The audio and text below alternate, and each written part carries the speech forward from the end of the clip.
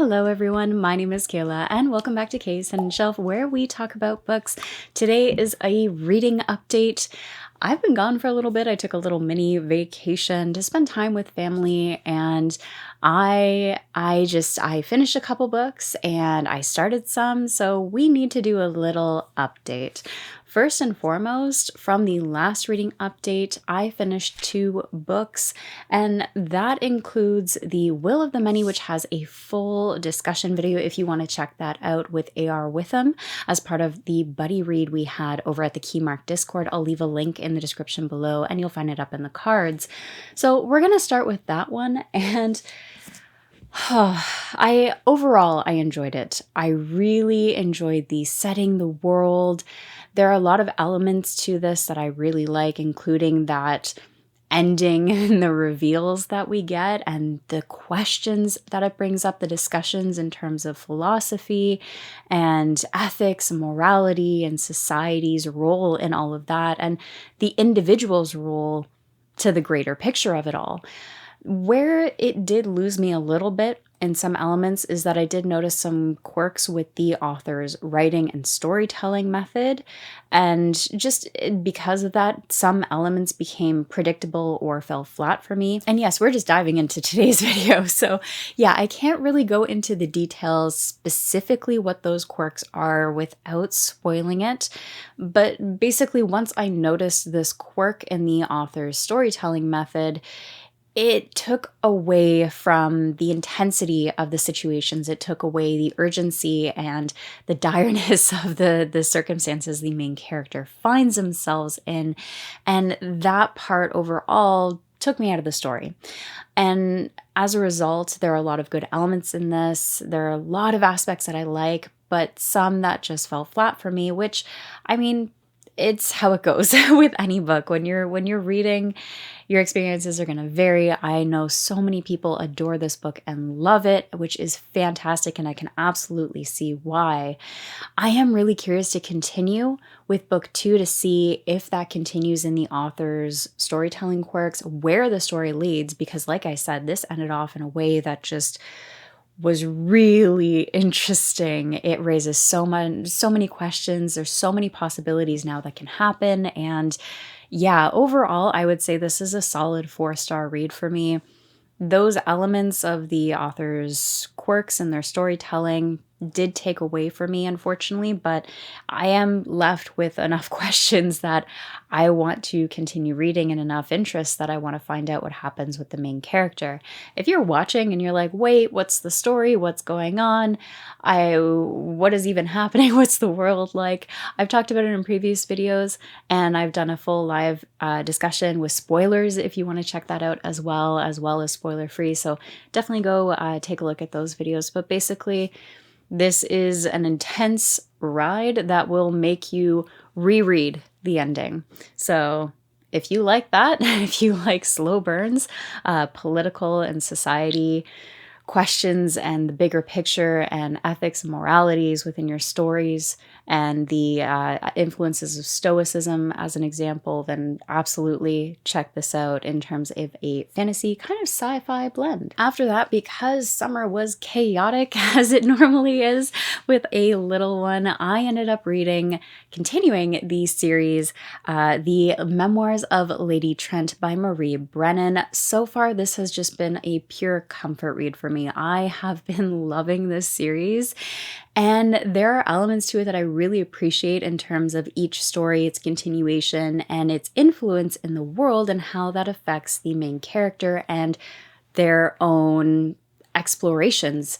So to dial this back a little bit, I had completed The Voyage of the Basilisk, and I also read the next one in the series, In the Labyrinth of Drakes. Those are books 3 and 4 respectively, and I just adore this series. It's a Victorian historical fantasy, and it follows a female main character known as Lady Trent or Isabella, and she is just passionate about studying dragons, which are just wild beasts in this world. And I love that take on dragons, that they're just wild animals, the same as we would view any other wild animal in our world, and the influence of societal limitations and struggles that she has to go through in order to pursue that passion that she has for studying dragons, learning about them in a scientific view, and trying to better the world for not only people and their understanding of dragons, but for dragons themselves. And the story that continues as a result throughout this series is just been absolutely intoxicating in a way. We followed this character through her own memoirs, which adds to that level of immersion for me, where we're hearing her in her older years retell her tales, the most important parts of her life. Because of that, we also get little moments where she'll step back in. The older character will step back in with a reminder of, oh, I know you might have read this kind of version in this publication, and so on. And so for me, it just adds to the level of immersion within the world and the story, as though I am actually reading a memoir of a reputable scientific person within the world.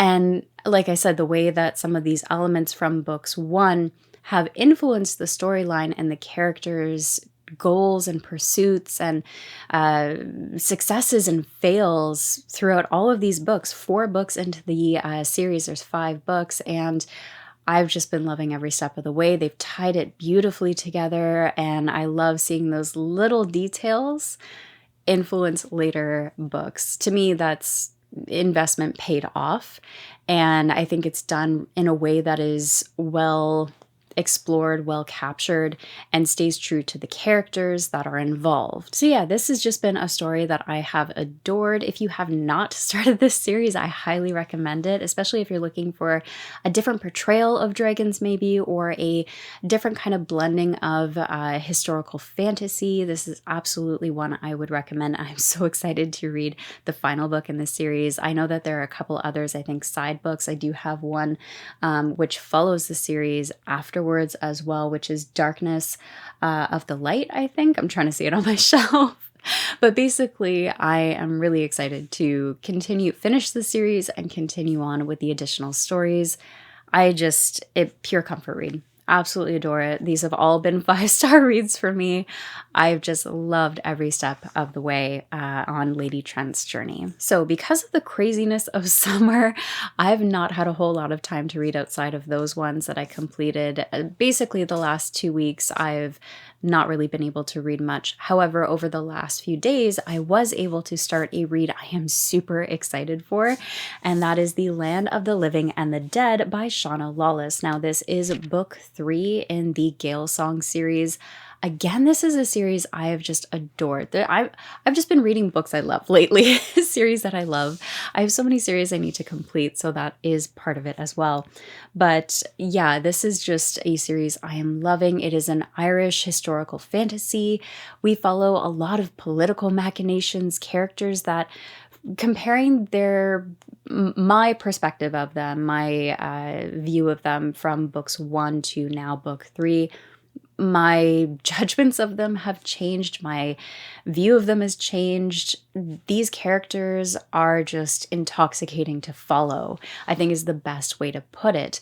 There are some that are quite ambitious, and there are others that take completely diabolical methods to get their goals, and others who are far more subtle about it, and others who just want the world to be in peace and everyone to get along. And that combination of all these different characters, there's so many more beyond that, but the combination of the types of characters that we get, how well they are portrayed, their character arcs being as fascinating as they are. And then on top of that, you have the Irish settings, the political machinations within the world going on, and the magic included in that, as there are 2 types of magical beings known as the Fomorians and the Tuatha De Danann, where you have fire magic users and then magic users of multiple varieties, and the war that has essentially been waging on in the background of the mortals world between these 2 peoples and how it's impacted the mortals.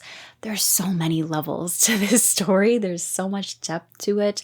All of it is pulled off so well, and there are moments that just are jaw-dropping, others that get you right in the heart or the gut, depending. And this has just been a phenomenal read for me. coming back to the first few chapters, I was already emotional.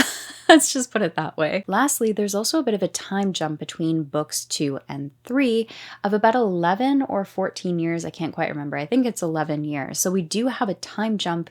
We get to see characters and how they've changed over the years and what's happening in the world. And we're starting from that point rather than picking up right where we left off. So I'm really curious to see how that is going to impact all of the political things, because remember, we do have long-lived people, but also mortals. So time is far more important to them than it would be to the mortals. So yeah, this has just been fantastic to come back to.